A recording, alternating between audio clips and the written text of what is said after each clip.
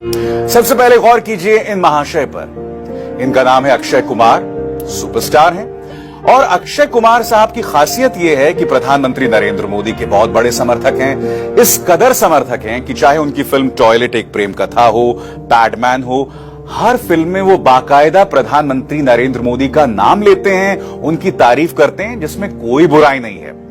मगर मैं चाहूंगा कि आप अक्षय कुमार का टोरंटो में दिया गया ये बयान सुनिए। This is my home. Toronto is my home. After I retire from this industry, I'm going to come back here and stay here. तो क्या कह रहे हैं इसमें अक्षय कुमार? अक्षय कुमार ये कह रहे हैं कि जब मैं रिटायर हो जाऊंगा तो अपने सारे धन के साथ टोरंटो में सेटल हो जाऊंगा। मित्रों, कल्पना कीजिए यही बात आमिर खान या शाहरुख खान ने कही होती तो हम उनसे क्या कहते कि बेटा खाते भारत की हो और गाते टोरंटो की हो।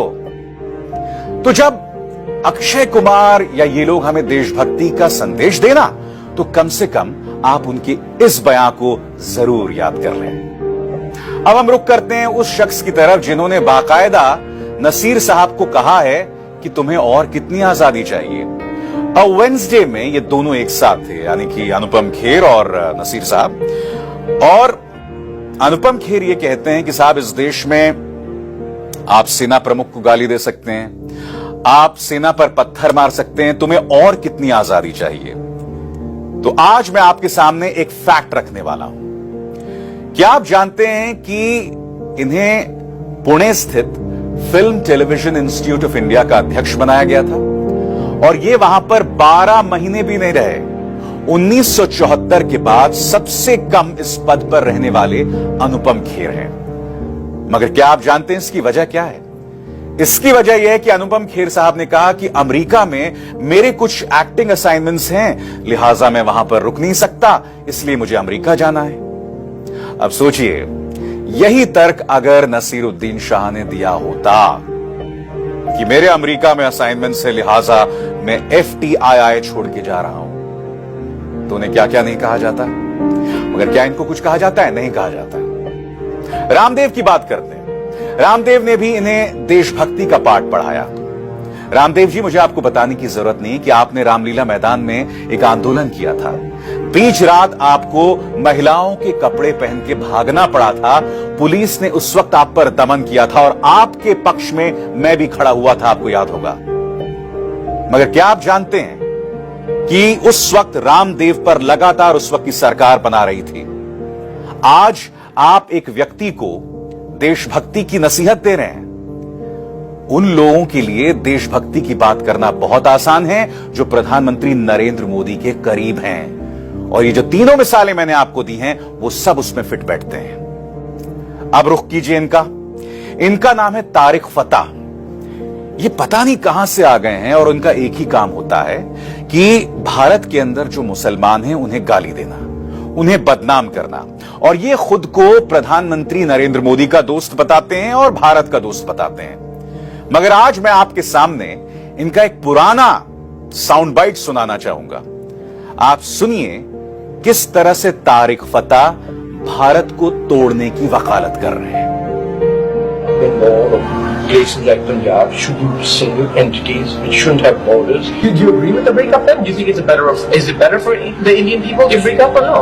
If it ever dissolves into voluntary dissolution, it will be the best thing that would happen to India.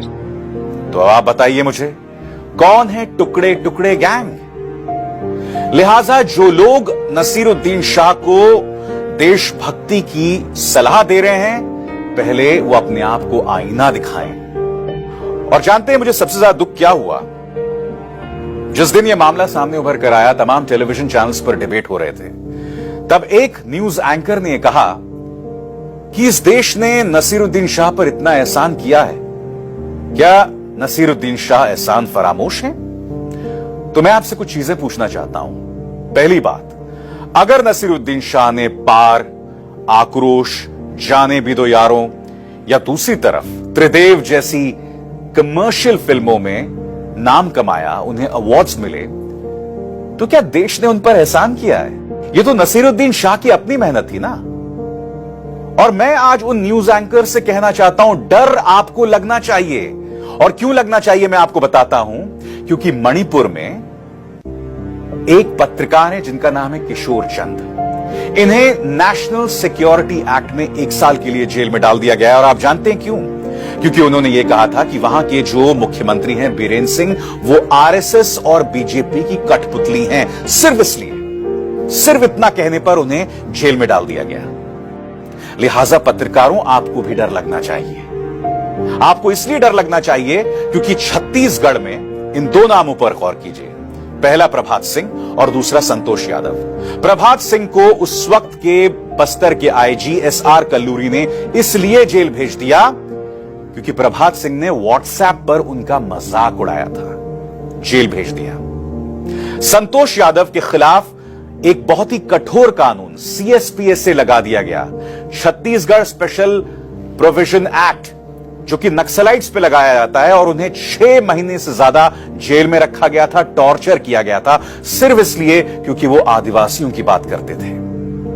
लिहाजा मेरे पत्रकार बंधुओं, डर तुम्हें भी लगना चाहिए।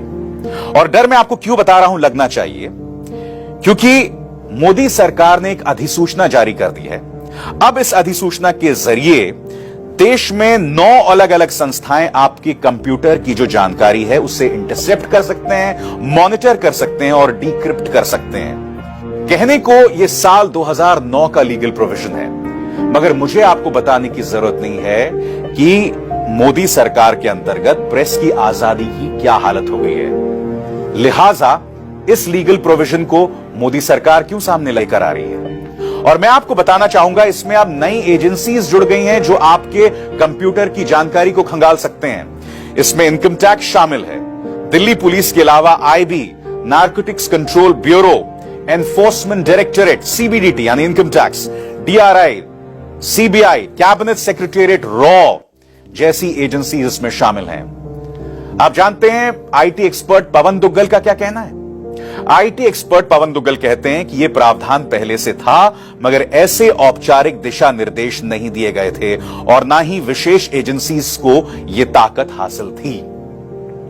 पहली बार इस तरह की विशेष एजेंसीज इसमें शामिल हो रही हैं।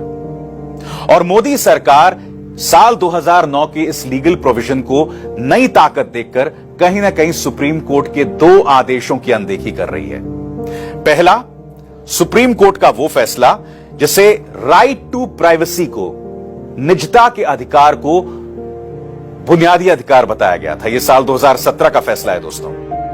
दूसरा, आधार को लेकर मैं आपको बताना चाहूंगा कि इसी साल आधार पर सुप्रीम कोर्ट का फैसला आया था, जिसमें आधार के विवादास्पद सेक्शन 57 को रद्द कर दिया गया था।